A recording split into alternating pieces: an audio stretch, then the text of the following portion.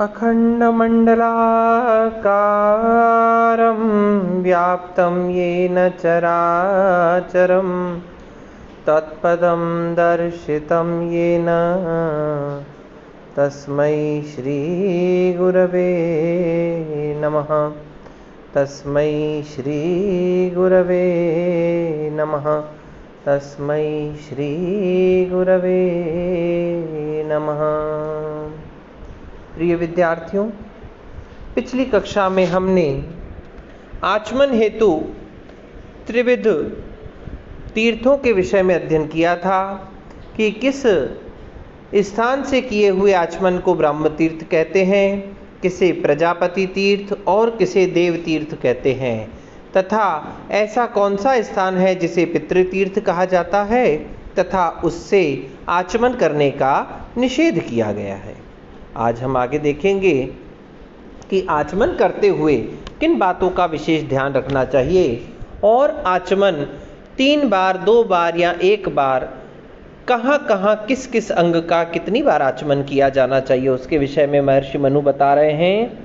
त्रिराचाम एतद अपह पूर्वं द्विप्रमृज्यात् ततो मुखम खानी चैव स्पृशेद अद्भि रात्मानं शिर एव च।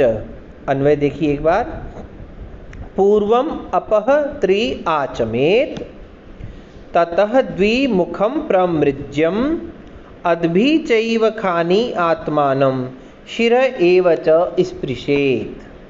पूर्वम सबसे पहले, अपह त्रिराचमेत जल से 3 बार आचमन करना चाहिए। 3 बार आचमन करना चाहिए सबसे पहले। ततः द्विमुखम प्रमृज्यम, उसके पश्चात उस जल के द्वारा 2 बार मुख को धोना चाहिए।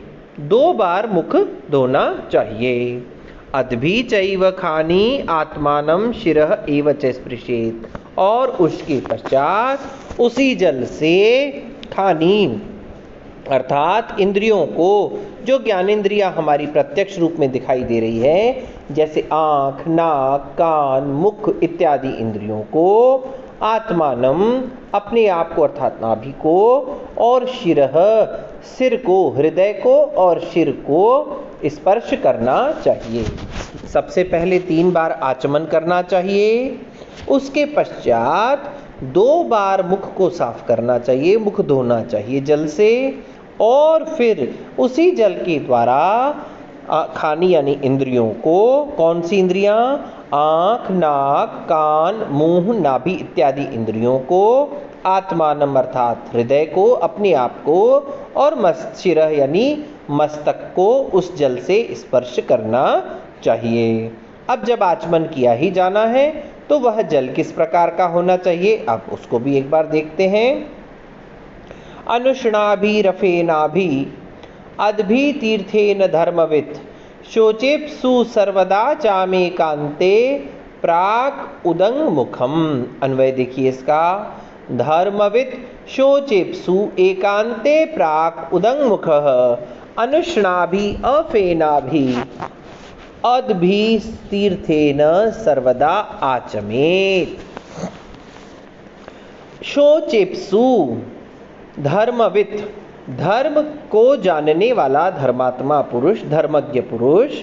शोचिप्सु जो पवित्रता की इच्छा करता है, धर्म को जानने वाला अर्थात धर्मात्मा मनुष्य जो शौच की, पवित्रता की इच्छा करने वाला है, जिसको पवित्रता की आवश्यकता है, जो पवित्र होना चाहता है, उसे क्या करना चाहिए, एकांते, एकांत में, भीड़ में नहीं, बिल्कुल सबसे अलग होकर के एकांत में, प्राक उदंग मुखः, या तो पूर्व या उत्तर की ओर या पूर्वोत्तर दिशा में, अनुष्णाभि जो जल उष्ण नहीं है, अनुष्ण अर्थात शीतल जल के द्वारा, अफेनाभि फैन से रहित अर्थात झाग से रहित जल के द्वारा, तीर्थेन निर्धारित तीर्थ से, सर्वदा आचमेत सर्वदा ही उसको आचमन करना चाहिए। जो धर्मात्मा मनुष्य को, जो कि पवित्रता को चाहने वाला है, पवित्र होना चाहता है, ऐसे मनुष्य को एकांत में पूर्व या उत्तर दिशा की ओर मुंह करके या पूर्वोत्तर दिशा की ओर मुख करके उष्णता से रहित अर्थात सामान्य जल से, जो जल गर्म न हो और अनुष्णा भी अफेना भी, फेन से रहित अर्थात झाग से रहित हो जल, ऐसे जल के द्वारा निर्धारित किए गए तीर्थ अर्थात ब्राह्म तीर्थ, प्राजापत्य तीर्थ और दैव तीर्थ के द्वारा सर्वदा ही उसे आचमन करना चाहिए। अब आचमन में कितना जल प्रयोग करना चाहिए उसके विषय में क्या विधान किया गया है, तो क्या कह रहे हैं उसके विषय में, हृदगाभि पूयते विप्रः कंठगाभिस्तु भूमिपः वैश्यो अद्भि प्राशिताभिस्तु शूद्रः स्पृष्टाभिरनन्ततः। अन्वय देखिए इसका, विप्रः हृदयगाभि पूयते, हृदयगाभि भूमिपः तु कंठगाभि वैश्यः प्राशिताभि शूद्रः अंततः स्पृष्टाभि अद्भि पूयते।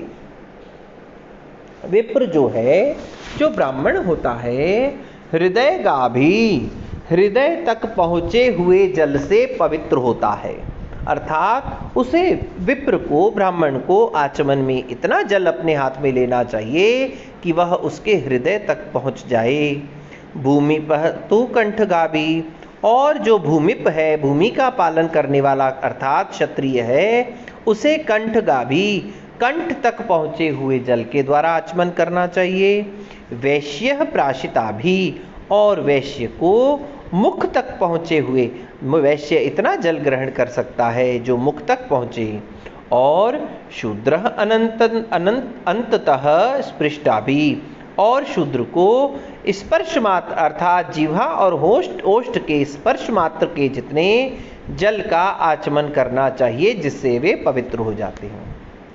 आचमन के लिए विभिन्न वर्णों के लिए जल का जो विधान किया गया है उसमें बताया है कि ब्राह्मण हृदय तक पहुँचे हुए जल के द्वारा, क्षत्रिय कंठ तक पहुँचे हुए जल के द्वारा, वैश्य मुख तक आए हुए जल के द्वारा, और शूद्र ओष्ठ या जिह्वा के स्पर्श मात्र तक के जल से पवित्र होता है।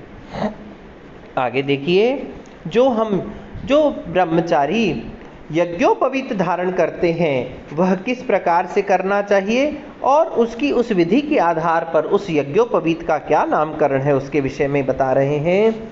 उद्धृते दक्षिणे पाणौ उपवीति इति उच्यते, द्विजः सव्ये प्राचीन आवीति निवीति कंठ सज्जने।